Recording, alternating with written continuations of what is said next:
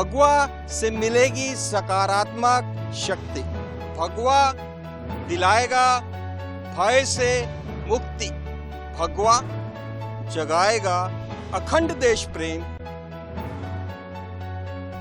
देखिए मेरे साथ akhandmanthan.com पर।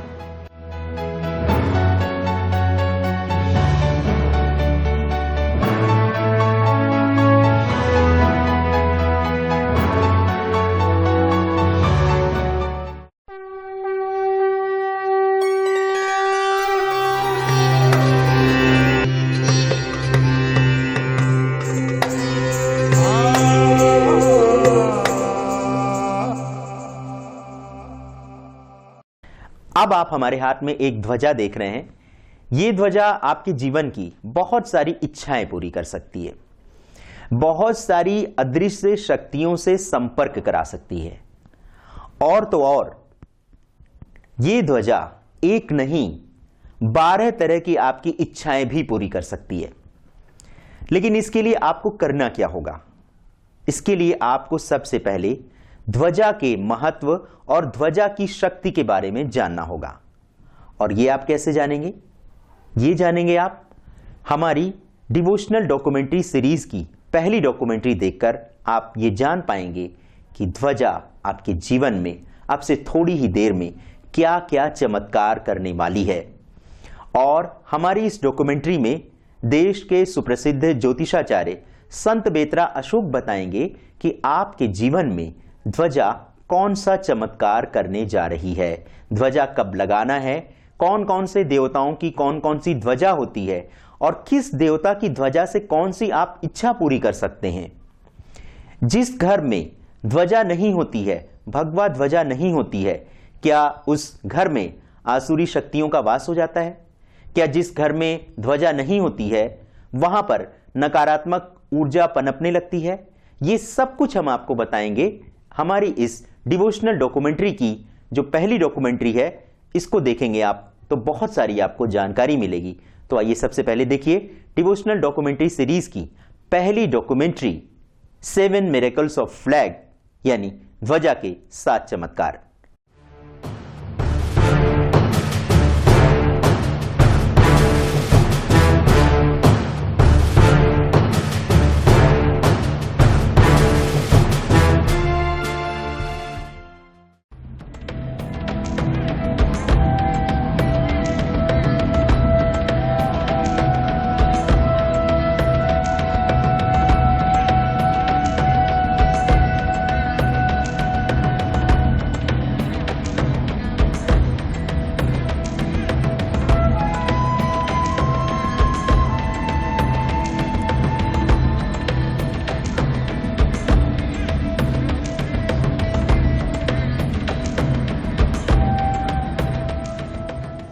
अद्भुत चमत्कारी शक्तियों से भरा हिंदुस्तान।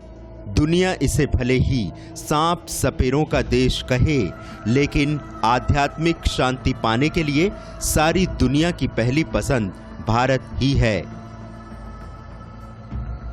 जिस टेक्नोलॉजी की बदौलत आज इंसान चांद तक जा पहुंचा है, उससे कहीं अधिक उन्नत किस्म की तकनीक भारत में सिंधु घाटी की सभ्यता से पहले ही मौजूद थी। यहाँ के लोग ब्रह्मांड में छिपी अदृश्य शक्तियों से संपर्क करना जानते थे। जिस तरह आज डिश एंटीना के जरिए हवा में मौजूद तरंगों को पकड़ा जाता है, पहले यही काम हमारे ऋषि मुनि ध्वज यानी झंडे से किया करते थे। कि ब्रह्म मुहूर्त में जो सुबह 4 बजे से लेकर 5:30 बजे के बीच में रहता है, आकाशीय मार्ग से देवतागण जो है विचरण करते हैं। और उस विचरण में वो जिन घरों के ऊपर ब्रह्मा स्थान में भगवा ध्वज लगा होता है, जो आदि सनातन का जो है मुख्य चिन्ह है, वो उस पे अपनी कृपा दृष्टि रखते हैं। मंदिरों के शिखर पर हवा में लहराते इन झंडों को आप सिर्फ कपड़े का टुकड़ा ना समझिए। आप इन्हीं झंडों के जरिए ब्रह्मांड में मौजूद करिश्माई शक्तियों से संपर्क साध सकते हैं। विभिन्न रंगों और प्रतीकों वाली इन ध्वजाओं से आप दुनिया की बड़ी से बड़ी मानसिक बीमारियों का भी इलाज कर सकते हैं। सतयुग में जो ऋषिकुल चलता था उसका उनका जो वेशभूषा होती थी वो भगवा होती थी। भगवा क्योंकि भगवा जो रंग है ये जो है आपका सात्विकता का निशान है। इससे सात्विक एनर्जी हमको ब्रह्मांड से मिलती है, जिससे कभी भी आप देखेंगे कि हमारे मस्तिष्क में कभी भी गलत विचार नहीं आते, किसी को नुकसान पहुंचाने के विचार नहीं आते हैं। वर्ल्ड हेल्थ ऑर्गेनाइजेशन की एक रिपोर्ट के मुताबिक पूरी दुनिया में मानसिक अवसाद से पीड़ित मरीजों की संख्या 350 मिलियन है। पूरी दुनिया में हर साल 8 लाख लोग डिप्रेशन यानी अवसाद के चलते अपनी जान गंवा बैठते हैं। आत्महत्या जैसे घातक कदम उठाने वालों में 15 साल के किशोर से लेकर 30 साल के युवकों की संख्या सबसे ज्यादा है। हैरानी की बात तो ये है कि पूरी दुनिया में सिर्फ 10% लोगों की ही मानसिक बीमारी का इलाज हो पाता है। ऐसे में सबसे बड़ा प्रश्न ये है कि भारत में निराशा में डूब रहे ऐसे लोगों को कैसे बचाया जाए। आपको शायद सुनने में ये अजीब लगे, लेकिन सुदर्शन चक्र ज्योतिषाचार्य संत बेतरा अशोक मानसिक अवसाद से बचने का ये तरीका बताते हैं। भगवा ध्वज जब आप अपने घर के ब्रह्मा स्थान में स्थापित करते हैं तो आपके घर की सारी दुविधाएं एक एक करके, क्योंकि ये आपका आकाशीय मार्ग से आपको एक एनर्जी मिलती है जिसको बहुत पॉजिटिव सकारात्मक ऊर्जा मिलती है, जिसके कारण मन स्थिति ही चेंज हो जाती है और आपका जो भाग्य भी चेंज हो जाता है। उसमें घर में बच्चों का विवाह ना हो रहा, नौकरी ना लग रही हो, व्यापार में कमी हो, कोई घर में बीमार हो, लंबी बीमारी से परेशान, तो इन सब चीज़ों से आपको निजात मिलती है। लेकिन इसको विधिवत आपको स्थापित करना है। ज्योतिषाचार्य संत बेतरा अशोक से जैसे जैसे बातचीत का सिलसिला बढ़ता जा रहा था, वैसे वैसे हमें ध्वजा के विज्ञान के बारे में जानकारी मिलती जा रही थी। ध्वजा कभी भी लकड़ी के डंडे में लगाई नहीं जाती, क्योंकि लकड़ी ऊष्मा की कुचालक है। ध्वजा को हमेशा धातु के पाइप में इसलिए लगाया जाता है ताकि जो भी ऊर्जा हमें आकाशीय शक्तियों से मिलती है उसे ध्वजा इन्हीं धातुओं के पाइप के जरिए हम तक पहुंचाती है। मिनिमम इसका जो आप घर पे जो लगाएं कम से कम 11 फीट ऊंचे पोल के ऊपर ही लगाना है आपको, लकड़ के ऊपर नहीं लगाना है। इसको आपको जो है लोहे के पोल पे लगाना है, क्योंकि जो शक्तियां जो आपकी प्रवाहित होती हैं वो आपके घर में, ब्रह्म स्थान एक ऐसा स्थान है जहाँ से पूरे में वो फैलती है और पूरे घर को वो फायदा देती है। ध्वजा की तुलना आप आजकल के उस डिश एंटीना से कर सकते हैं जिसमें हम हजारों किलोमीटर दूर हो रही घटनाओं को घर बैठे अपने टीवी पर देख सकते हैं। जिस तरह डिश एंटीना हवा में छिपी कुछ निश्चित तरंगों को हम तक पहुंचाती है, उसी तरह ध्वजा भी आकाश में छिपी शक्तियों से हमारा संपर्क कराती है। अब आप समझ गए होंगे कि जिस काम के लिए हमने अंतरिक्ष में सैटेलाइट लगा रखे हैं और अपने घरों में डिश एंटीना और सेट टॉप बॉक्स, वही काम हमारे ऋषि मुनि कितनी आसानी से एक कपड़े के टुकड़े और एक धातु के पाइप से किया करते थे। उन्हें ऐसा करने के लिए किसी भी प्रकार की बिजली जैसी शक्ति की भी आवश्यकता नहीं होती थी। हम तो कहेंगे कि वह विज्ञान आज भी मौजूद है जो कि जीवन में आने वाली तरह तरह की मुश्किलें भी खत्म कर सकता है। मेरा पढ़ाई में बिल्कुल मन नहीं लगता। मैंने संत बेतरा अशोक से पूछा कि क्या ध्वजा लगाने से मेरा मन पढ़ाई में लगने लगेगा। जो लोग स्टडी कर रहे हैं या उनकी कंसंट्रेशन नहीं बनती है, उनको जो है आपके घर के ऊपर ब्रह्म स्थान पे भगवा ध्वज जो है 11 फुट पाइप के ऊपर 1.25 मीटर का अगर आप भगवा ध्वज चढ़ाते हैं और बृहस्पतिवार के दिन चढ़ाते हैं तो उनकी बुद्धि में वृद्धि होगी और उनकी पढ़ाई में उसे क्या बोलते हैं दिल लगेगा और वो सफलता प्राप्त करेंगे। समस्याएं तो बहुत सी हैं जिनका हल हम आगे तलाशेंगे, क्योंकि मेरे एक दोस्त का बिजनेस लगातार घाटे में चल रहा है और वो इस बात से बहुत परेशान है। मेरे पड़ोस में ही रहने वाले एक सज्जन की बेटी और बेटे की शादी में काफी रुकावटें आ रही हैं। क्या झंडा लगाने से ऐसी समस्याओं का भी समाधान हो जाएगा? हम इसी बात की चर्चा करते करते गाजियाबाद के इस मंदिर आ पहुंचे हैं। ये भगवान शिव का मंदिर है जो दूधेश्वर के नाम से प्रसिद्ध है। इस मंदिर पर लहराती ध्वजा लंका के राजा रावण की विजय और आराधना की सफलता का प्रतीक है। कहा जाता है कि रावण के पिता ने यहाँ तपस्या की थी। रावण की लंका सोने की बनी है, ये तो आप भी जानते हैं, लेकिन क्या आपने कभी इस पर गौर फरमाया कि इतना सारा सोना रावण के पास कहां से आया था? तो हम बताते हैं। यहीं पर रावण ने भगवान शिव की आराधना की, जिससे प्रसन्न होकर भोलेनाथ ने रावण को इतना सारा सोना दिया कि उसने पूरी लंका ही सोने की बना डाली।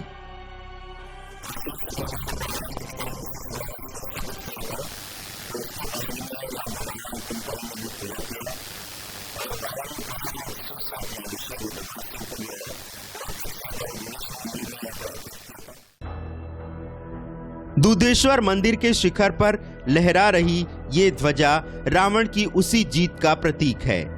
दूधेश्वर मंदिर के शिखर पर समय समय पर ध्वजा बदली जाती है, इस विश्वास के साथ कि भगवान शिव की शक्तियों से यहाँ आने वाले भक्तों का संपर्क बना रहे। बैड लक यानी बिगड़े नसीब का हम में से कई लोग शिकार हैं।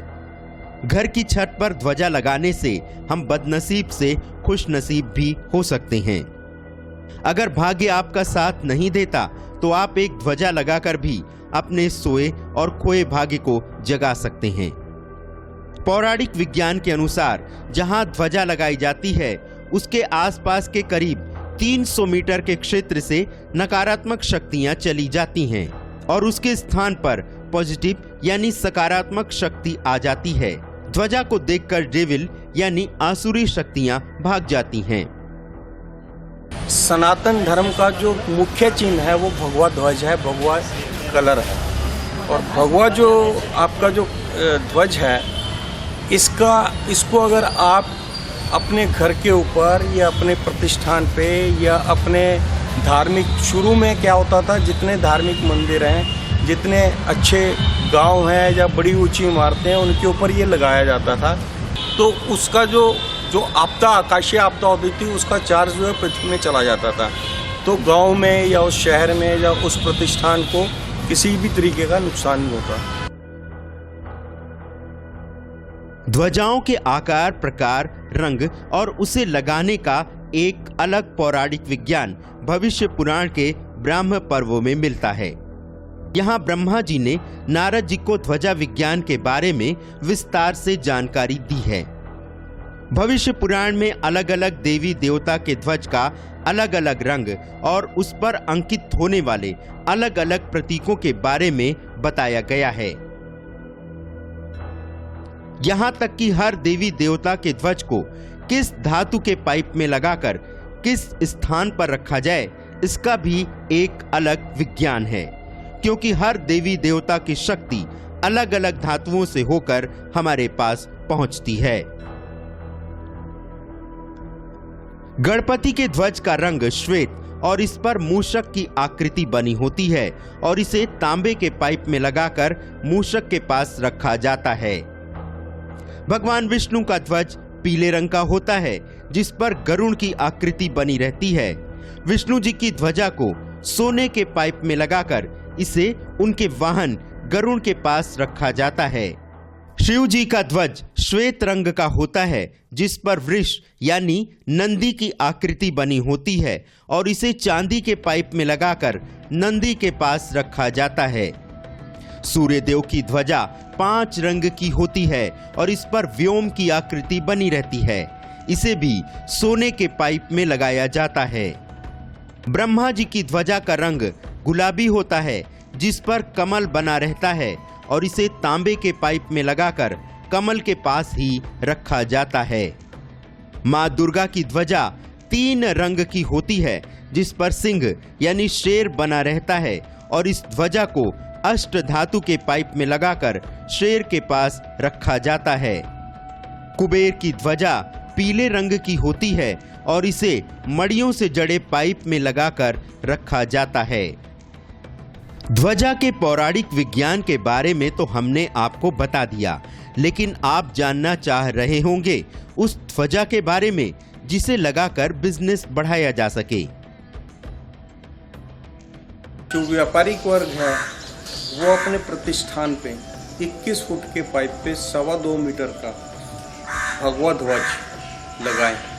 उससे उनको सकारात्मक ऊर्जा मिलेगी, उनके व्यापार में वृद्धि होगी, उनका व्यापार में मन लगेगा और पॉजिटिविटी आएगी। इसके अलावा घर के शिखर पर ध्वजा लगाने से घर को किसी की बुरी नजर नहीं लगती। घर के आसपास और घर में मौजूद सारी नकारात्मक ऊर्जा खत्म हो जाती है। घर के उत्तर पश्चिम कोने में ध्वजा लगाने से वास्तु दोष दूर हो जाता है। घर के वायव्य कोण यानी उत्तर पश्चिम में ध्वजा लगाने से वास्तु दोष दूर होता है, क्योंकि ये राहु का निवास स्थान माना जाता है। अगर घर में कोई लंबे समय से मानसिक बीमार है तो मंदिर की लहराती ध्वजा देखने से वह ठीक हो जाता है। देवी पुराण में भी देवी दुर्गा के लिए ध्वजा दान का विवरण मिलता है। ऋग्वेद संहिता के अतिरिक्त दूसरे धर्म ग्रंथों में भी कई तरह के ध्वज के बारे में बताया गया है। इन ध्वजाओं के भी कई नाम हैं, जैसे अक्रह, कृतध्वज, केतु, बृहत केतु और अर्धचंद्र ध्वज। अर्धचंद्र ध्वज शाक्त, शैव और चंद्रवंशियों के पंथ का प्रतीक माना जाता है। आज भी माता वैष्णो देवी की तीर्थ यात्रा पर जाने वाले भक्त लाल रंग की ध्वजा लेकर यात्रा शुरू करते हैं और मनोकामना पूरी होने पर हनुमान जी के मंदिर पर उस झंडे को दान में दे दिया जाता है। पुरी के जगन्नाथ मंदिर में ध्वजा चढ़ाने की परंपरा कई सदियों पुरानी है। कहते हैं कि यहाँ जो भी व्यक्ति ध्वजा चढ़ाता है उसके मन की इच्छा स्वयं भगवान जगन्नाथ जी पूरी करते हैं। इसी तरह राजस्थान के श्रीनाथ द्वारा में भी श्रीनाथ मंदिर के ऊपर ध्वजा चढ़ाई जाती है। कहते हैं कि श्रीनाथ मंदिर में आप तभी ध्वजा चढ़ा पाएंगे जब भगवान स्वयं चाहेंगे। ध्वजा सिर्फ ब्रह्मांड में छिपी शक्तियों से ही हमारा संपर्क नहीं कराती, बल्कि समय पड़ने पर इसमें वजन भी आ जाता है। महाभारत के युद्ध में हर महारथी के रथ पर अलग अलग रंग और प्रतीक की ध्वजा लहरा रही थी और इसी ध्वजा में बैठी शक्ति से योद्धा युद्ध कर रहे थे। पौराणिक जानकारों का कहना है कि अर्जुन के रथ की ध्वजा पर तो स्वयं हनुमान जी बैठे थे, इसीलिए कुरुक्षेत्र के मैदान में उनके रथ को कोई हिला तक नहीं सका। अर्जुन के रथ पर लहराते ध्वज की तरह ही कौरवों की सेना में कृपाचार्य के ध्वज पर सांड, मद्रराज के ध्वज पर हल, वृषसेन के ध्वज पर मोर और जयद्रथ के ध्वज पर वाराह का प्रतीक बना था। महाभारत में अर्जुन के रथ के जो सारथी थे वो भगवान कृष्ण थे, लेकिन उस सारे वेग को जो बाणों के चल रहे थे, भीष्म के, कर्ण के, उसको जो झेल रहे थे वो उसके ऊपर उनकी उसे क्या बोलते हैं, रथ के ऊपर बैठे हुए ऊपर जो ध्वजा लेके बैठे थे भगवान हनुमान जी, वो उनके कारण जो है वो उस वेग को सहन कर पा रहे थे और अंततः उसी भगवा के कारण आपकी जो है विजय हुई है। आपकी विजय हुई है, सत्य की विजय हुई है। कौरव 100 थे, पांडव सिर्फ 5 थे। कौरवों ने अक्षुणी सेना मांगी थी कृष्ण की, लेकिन पांडवों ने सिर्फ कृष्ण को मांगा था और कृष्ण जिसके साथ हैं, सत्य जिसके साथ है, वो कहीं दिखता नहीं है। आपको अपनी आइडेंटिटी, अपनी सत्यता के लिए, अपने धर्म के लिए, अपने जाति के लिए, अपने प्रतिष्ठानों पे भगवा ध्वज फहराना है। मैं तो आपसे ये विनती करूँगा, आपके इसे क्या बोलते हैं, चैनल के माध्यम से ये विनती करूँगा कि आप लोग सब अपने प्रतिष्ठानों पे मंदिर में जाएं तो भगवा चढ़ाएं, मंदिर में जाएं तो मंदिर के पुजारी आपको प्रसाद में भगवा साथ में दे कि घर जाके इसको लगाइएगा, क्योंकि भगवे के महत्व को जिस दिन आप जान जाएंगे तो आपको अपनी स्ट्रेंथ पता लगेगी। महाभारत में शाल्व के शासक अष्टमंगला ध्वज रखते थे। महीपति की ध्वजाओं पर स्वर्ण, रजत और ताम्र धातुओं से बने कलश बने रहते थे। इनकी एक ध्वजा सर्व सिद्धिदा कहलाती थी। महाभारत काल में युद्ध के मैदान में 8 प्रकार की ध्वजा लहराती थी, जिनके नाम हैं जय, विजय, भीम, चपल, वैजयंतिक, दीर्घ और विशाल। सिंधु घाटी की सभ्यता से मिले प्रमाणों से पता चलता है कि युद्ध और शांति दोनों ही स्थिति में अलग अलग रंग की ध्वजा लगाकर इस बात का संकेत दिया जाता था कि अमुक क्षेत्र में युद्ध होने वाला है और अमुक क्षेत्र में शांति है। बौद्ध धर्म में भी आराधना के स्थलों का संकेत देने और धर्म के प्रचार के लिए झंडे लगाए जाते थे। सम्राट अशोक ने भी बौद्ध धर्म के संदेश को दुनिया भर में फैलाने के लिए बौद्ध तीर्थ स्थलों पर ध्वज स्तंभ बनवाए थे। त्रेता युग में भगवान राम थे। भगवान राम ने जब लंका पर चढ़ाई की, उससे पहले उन्होंने हनुमान जी को लंका में भेजा था। तो हनुमान जी भी विभीषण के घर के ऊपर की जो भगवा पताका और आपकी जो उसे क्या बोलते हैं तुलसी का वृक्ष देखने के बाद वो वहाँ उतरे और वहाँ से उनको मार्गदर्शन मिला। हमारे राष्ट्रीय ध्वज पर अंकित धर्मचक्र भी सारनाथ में सम्राट अशोक के स्तंभ से लिया गया है। जैन धर्म में भी तीर्थ स्थानों पर झंडे फहराने की परंपरा रही है। उस समय के राजा जैन मंदिरों में ध्वजा का दान करते थे। पाली ध्वजा किसी भी जैन मंदिर का अभिन्न अंग होती थी। जैन धर्म की ध्वजा में 5 रंग केसरी, बसंती, श्वेत और हरी पट्टियां होती थीं। ये ध्वजा आज भी जैन पूजा स्थलों पर लहराती हुई देखी जा सकती है। ध्वजा से शक्तियां आप ऐसे ही नहीं पा सकते, बल्कि उसे लगाने का एक विशेष तरीका भविष्य पुराण में बताया गया है। जब तक आप इस विधि से ध्वजा नहीं लगाएंगे, तब तक आप ध्वजा के जरिए ब्रह्मांड में छिपी अदृश्य शक्तियों से संपर्क नहीं साध पाएंगे। भविष्य पुराण में जो ध्वजा स्थापना की विधि बताई गई है वो कुछ इस तरह है। ध्वज बनाने के बाद सबसे पहले कलश स्थापना करें। कई औषधियां मिलाकर ध्वज को स्नान कराएं। वेदी के मध्य ध्वज को खड़ा कर उस पर फूल माला चढ़ाएं। दिक्पालों की बलि देकर 1 रात तक ध्वज वैसे ही लगा रहने दें। दूसरे दिन ध्वज को भोग लगाकर शुभ मुहूर्त में स्वस्ति वाचन कर ध्वज को मंदिर के शिखर पर लगाएं। ध्वजारोहण के समय घंटी, थाली और ऐसे ही दूसरे वाद्य यंत्र बजाएं। रात्रि पे कर सकते हैं। जितने भी आपने हमारे धार्मिक उत्सव हैं उस दिन आप इसको स्थापित कर सकते हैं। रामनवमी होगी, आपकी कृष्ण जन्माष्टमी होगी, नवरात्रि होगी, शिवरात्रि होगी, इन सब में आप कर सकते हैं। नव संवत वाले दिन कर सकते हैं। तो इन सब में आप उसको कर सकते हैं। उसकी विधि ये है कि आप जो है पहले नवग्रह की पूजा करवाएंगे। नवग्रह की पूजा करवा के ध्वज को स्थापित करेंगे। ध्वज को स्थापित करने के बाद कन्या पूजन बहुत जरूरी है, क्योंकि हमारे धर्म में कन्या की पूजा की जाती है। कन्या के चरण लक्ष्मी के चरण माने जाते हैं। जब आप कन्या पूजन करते हैं तो घर में लक्ष्मी का वास होता है, सुख समृद्धि मिलती है। बुद्धि, बच्चों की बुद्धि जो है आपकी प्रखर होती है।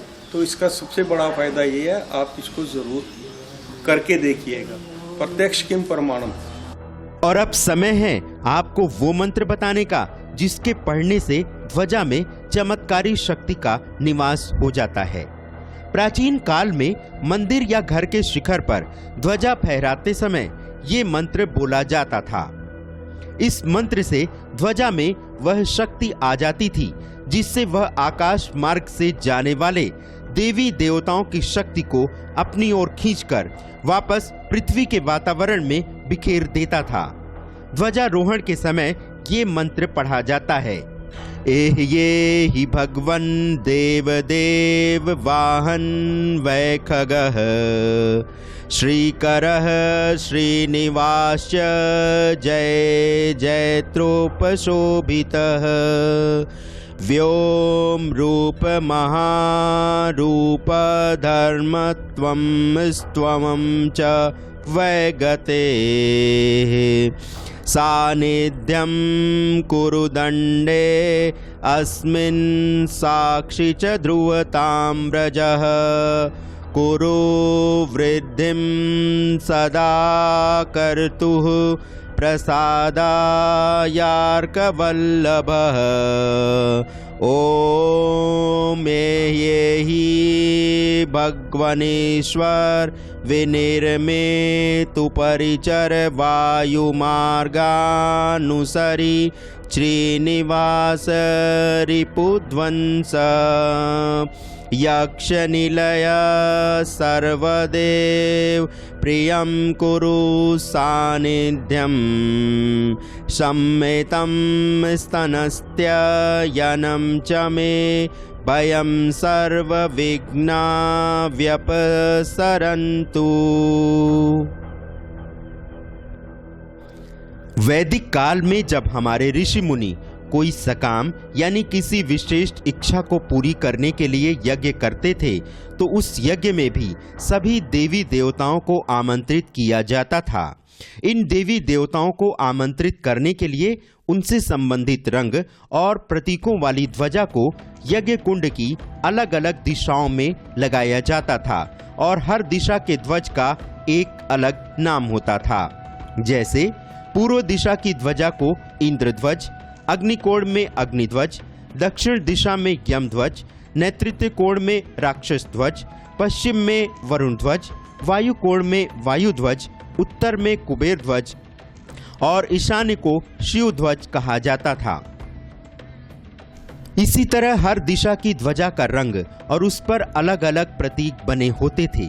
जैसे पूर्व की काली ध्वजा में हाथी का चिन्ह, अग्निकोण की लाल ध्वजा में बकरी का चिन्ह, दक्षिण की काली ध्वजा में भैंस का चिन्ह, नैऋत्य की नीली ध्वजा में शेर का चिन्ह, पश्चिम की श्वेत ध्वजा में मछली का चिन्ह, वायव्य की हरे रंग की ध्वजा में हिरण का चिन्ह, उत्तर की सफेद या हरे रंग की ध्वजा में घोड़े का चिन्ह, ईशान कोण की सफेद ध्वजा में वृषभ चिन्ह युक्त श्वेत ध्वज का चिन्ह, पश्चिम के नैऋत्य कोण के बीच में पीली और काली ध्वजा में गरुड़ चिन्ह बनाए जाते थे। भारत विभिन्न धर्म, जाति और संस्कृतियों वाला देश है। क्या हर धर्म का व्यक्ति अपने धार्मिक रंग वाले झंडे लगा सकता है? क्या हर घर में ध्वजा लगाने से वातावरण में ज्यादा से ज्यादा सकारात्मक शक्तियों का वास हो जाएगा? देखिए, हर एक धर्म का अपना अपना सिलेक्टेड रंग है। हिंदू धर्म में आपका भगवा है, पीला कलर है, सफ़ेद कलर है। जो आपके जैन धर्म के लोग हैं वो सफ़ेद कलर का वो लेते हैं। बाकी जैसे हमारा मुस्लिम समाज है तो वो हरे रंग को लेता है। आप अगर देखेंगे कि हम रंग को आपके किसी भी धर्म से जोड़ के उसको आतंकवाद के साथ नहीं जोड़ सकते। आतंकवाद का सिर्फ एक ही कलर है, वो है काला। जो काला झंडा लेके चलता है वो समझ लो कि आपका आतंकवाद का झंडा लेके चलता है। और वो अपने जिस धर्म का नाम लेके, चाहे वो अल्लाह अकबर कहे, चाहे वो जय बजरंगबली कहे, अगर काला झंडा लेके चलता है तो वो उस धर्म का विनाश का कार्य करता है। उसको कभी प्रोग्रेस नहीं करेगा, उससे जो सब उसके अगेंस्ट हो जाएंगे। तो काले रंग के झंडे के लिए सिर्फ मैं आपको मना करता हूँ। बाकी आपके अपने धर्म अपनी सुविधा के अनुसार, जैसे हिंदू धर्म के लिए आपका भगवा है सबसे बढ़िया, उसके बाद पीला कलर है, उसके बाद जो है आपका सफ़ेद कलर है। हमारे ट्राई कलर में तिरंगे झंडे में भी ये तीनों कलर हैं। जो आपका सबसे पहले जो भगवा है, भगवा कलर जो है पॉजिटिव एनर्जी का है, आपका सकारात्मक ऊर्जा का है और ज्ञान का है। सफ़ेद कलर जो है आपका शांति के लिए है, शांति का माना जाता है। और हरा कलर जो है वो समृद्धि के लिए माना जाता है। तो वो तो आप देख ही रहे हैं, हरे कलर वालों की समृद्धि ज़्यादा होती है। जैसे हर देश का अपना एक अलग ध्वज है, वैसे ही हर सामाजिक, राजनीतिक, सांस्कृतिक संस्थाएं अपने प्रतिनिधित्व के लिए अलग अलग रंग की ध्वजा का इस्तेमाल करती हैं। हिंदुओं के घरों में भगवा ध्वज, सिख धर्म में पीला और इस्लाम धर्म में हरे रंग की ध्वजा लगाने का रिवाज है। सिर्फ काले रंग की ध्वजा को आसुरी शक्तियों से जोड़कर देखा जाता है। लेकिन भारत में हाल के कुछ सालों में अपने तथाकथित राजनीतिक फायदे को पूरा करने के लिए ध्वजा के रंग को लेकर सियासत हो रही है। ये भगवा ही है जिसको राष्ट्रीय स्वयंसेवक संघ ने अपना ध्वज बनाया, क्योंकि हम आदिकाल से इसकी पूजा कर रहे हैं। उसके आगे हम ध्वज को प्रणाम करते हैं और उसके सम्मान में अपना जीवन लगा देते हैं और लोगों की सेवा करते हैं। कभी आरएसएस ने, जैसे पीछे की सरकारों ने आरएसएस को गलत बताने की कोशिश की, बहुत गलत है। क्योंकि धर्म का अगर रक्षक है तो वो सिर्फ आरएसएस है, राष्ट्रीय स्वयंसेवक संघ, जो धर्म के लिए लगता है। नंगे पैर भी जाएंगे, वो ऐसी जगह पहुंचेंगे अगर आपको जहां सहायता के लिए आते हैं, उससे बढ़िया संगठन कोई नहीं है। लेकिन एक राजनीतिक पोलराइजेशन या राजनीतिक वोट बैंक की राजनीति के लिए हमारे नेता लोग बहुत नीचे गिर के बात करते हैं। और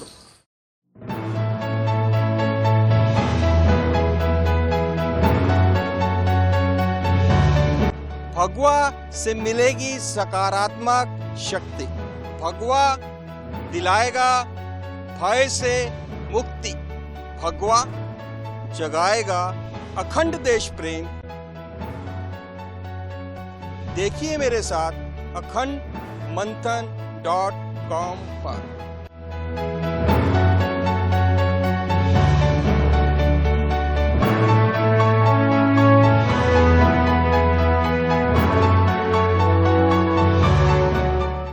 अगर आज से आपने अपने घर पे एक ध्वजा लहरा दी तो समझ लीजिए कि आपके जीवन के सारे काम बन जाएंगे, क्योंकि ये ध्वजा नहीं है, ये आपका सुरक्षा का आवरण है। कहते हैं कि जिस घर की छत पे ध्वजा लगाई जाती है, उस घर पे आने वाली सारी मुसीबत जो होती है, सारी जो परेशानियां होती है, उसको ये ध्वजा अपने ऊपर ले लेती है। आप समझ सकते हैं कि ये महज एक कपड़े का टुकड़ा नहीं है, बल्कि ये बहुत सारी शक्तियों से आपका संपर्क करा सकती है, बहुत सारी इच्छाएं पूरी कर सकती है, और सबसे बड़ी बात, आपको प्रगति के मार्ग पर अग्रसर करके आपका झंडा देश और दुनिया में लहरा सकती है। तो सबसे पहले भगवा ध्वजा के इस महत्व को समझें और अपने दोस्तों, अपने रिश्तेदारों से कहें कि वो अपनी अपनी मनोकामना के अनुसार ध्वजा फहराएं, क्योंकि हमने इस डॉक्यूमेंट्री में आपको सारी जानकारी दे दी है। और हमारे जो सुप्रसिद्ध ज्योतिषाचार्य हैं संत बेतरा अशोक जी, उनका भी ये कहना है कि अगर आप ये ध्वजा अपने जीवन में जब तक लगाएंगे नहीं, तब तक आप इसका चमत्कार नहीं देख पाएंगे। और अगर आपके घर में मंदिर है तो मंदिर तो बिना ध्वजा के रखिए ही नहीं, क्योंकि जिस घर में ध्वजा नहीं होती है उसके मंदिर में, बल्कि ये कहिए कि उसके पूरे घर में आसुरी शक्तियों का वास हो जाता है। तो अगर आप चाहते हैं कि आपके घर से आसुरी शक्तियां चली जाएं और दैवी शक्तियों का आगमन हो, तो इसके लिए आपको अपने घर की जो छत है उस पर यह ध्वजा लहरानी होगी। और आजकल तो अपार्टमेंट कल्चर है, आजकल सभी की एक छत नहीं होती है, तो ऐसे में आप जो है ये ध्वजा अपने घर की बालकनी में भी लगा सकते हैं। और अपने घर के मंदिर में आप एक छोटी ध्वजा जरूर लगाएं, क्योंकि इस ध्वजा से आपके जो मंदिर की जो दैवी शक्तियां हैं उसका संपर्क जो आकाशीय दैवी शक्तियां हैं उससे हमेशा बना रहेगा। और आपने हमारी रिपोर्ट में भी देखा होगा कि जिस तरह से सैटेलाइट के थ्रू आप अपना डिश टीवी देखते हैं, घर बैठे देख लेते हैं, आप हवा में उन तरंगों को नहीं देखते हैं, लेकिन मशीन उन तरंगों को पकड़ करके कितने हजारों किलोमीटर दूर की घटना को या दूर के दृश्य को आप तक पहुंचा सकती है। तो आप समझ सकते हैं कि पहले यही काम हमारे ऋषि मुनि किया करते थे, और वो इसी ध्वजा के माध्यम से आकाशीय शक्तियों से संपर्क साध करके लोगों की इच्छा पूरी करते थे, सांसारिक कार्यों के लिए इसका इस्तेमाल करते थे। और अब ये कार्य आप करेंगे, ये विद्या लुप्त होने के कगार पर आ गई है। हम चाहेंगे कि आप अपने घर पर ध्वजा लगा करके इस लुप्त होती विद्या को बचाएं, इसके महत्व को समझें और अपने घर पर यह ध्वजा अवश्य लगाएं।